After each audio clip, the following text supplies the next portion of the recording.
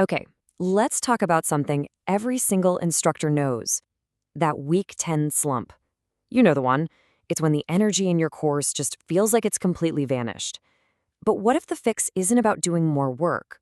What if it's actually about creating more clarity? Well, let's dive in and figure this out. It's such a familiar feeling, right? You've had a great semester, things are moving along, and then, suddenly, it feels like you've just hit molasses. Engagement drops, the virtual classroom gets super quiet, and you can almost feel the momentum slowing to a crawl. I'm here to tell you, you are not alone in this at all. Let's just give this thing a name. Let's call it the mid-semester drift.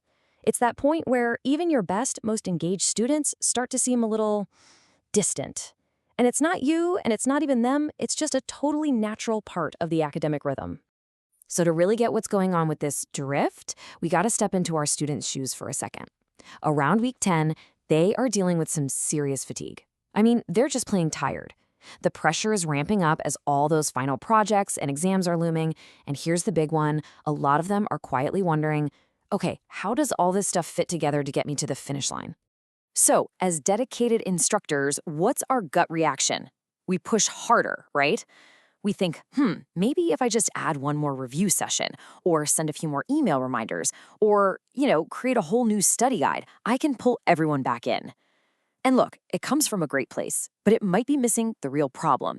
So let's just pause for a second and ask a really critical question here. What if piling on more work for you and for your students isn't the answer?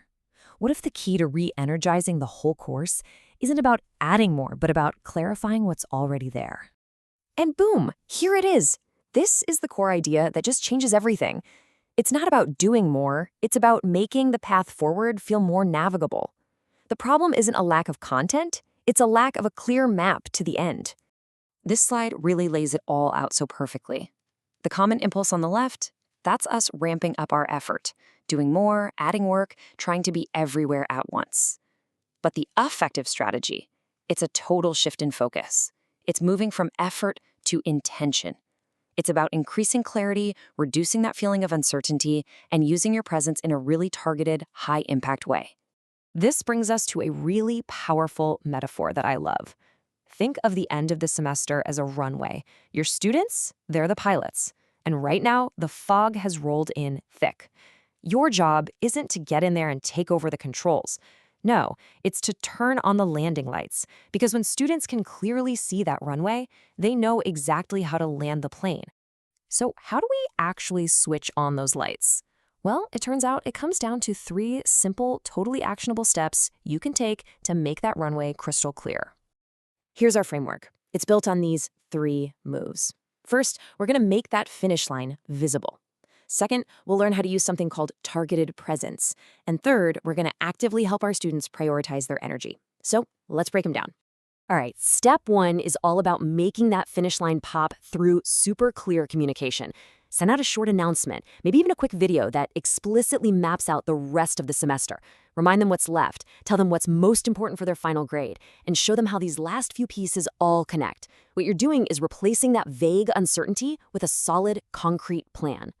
Okay, next up is this fantastic concept, targeted presence. Now, this is not about being available 24/7. It's actually the opposite. It's about being strategic. It's about finding those small moments where brief, intentional interaction can have the biggest possible impact on your students' learning and their morale. And the best part? This does not have to be complicated. Not at all. Did you notice a common mistake on last week's assignment? Just address it in a single announcement. Are you seeing some really great work? Shout out those positive patterns. As a big project gets closer, give it a little extra context. These small touch points, they cut right through that silence that students often mistake for distance, especially in online classes, and it makes them feel seen and supported. And this really brings us to our final step, which is so crucial. By week 10, let's be real, student energy is a finite resource. Part of our job is to help them invest it wisely.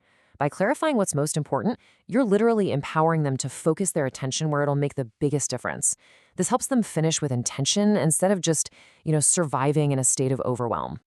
So when you put these 3 steps together, making the finish line visible, using targeted presence, and helping them prioritize, the impact is huge.